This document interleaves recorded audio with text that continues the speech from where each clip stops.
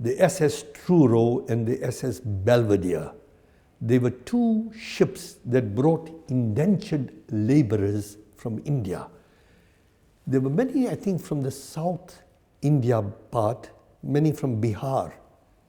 They were the first group of people who came as laborers to work on the sugar plantations. Because the South African government at that time found that they needed workers on the sugar plantations. And the Zulus, the black population, the Zulus, were not ready to work there. Historically, it says that they got laborers from China earlier, and they got laborers from certain parts of Asia, but they didn't work out.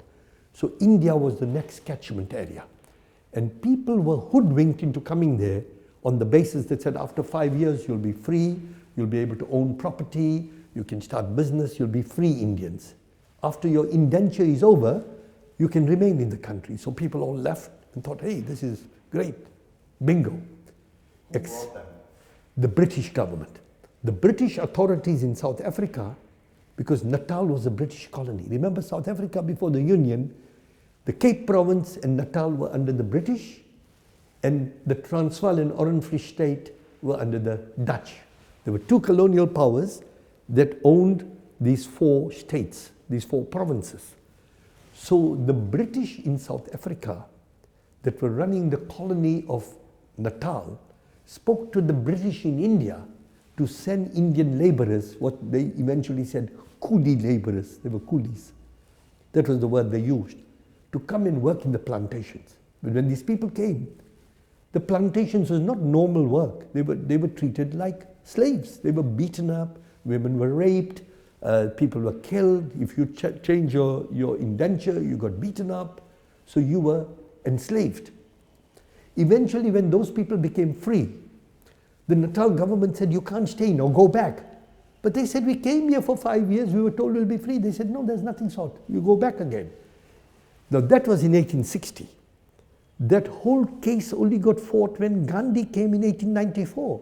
Their whole case got a shape 34 years later. But between 1860 and 1870, indentured laborers came in. In 1870, the new situation required small business people. So now the catchment area is no longer Bihar or South India. It becomes Gujarat, because Gujarat was pushing people out because of the drought and famine, and South Africa was sucking them in.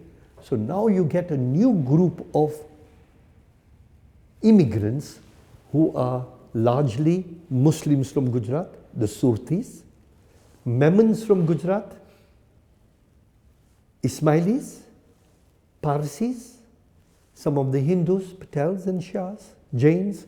So you get a different type of group of people who were much more linked to India. The earlier group lost its connection with India because they went into the plantations, very much like Guyana, Fiji. So they lost contact with India. The second group had contact with India.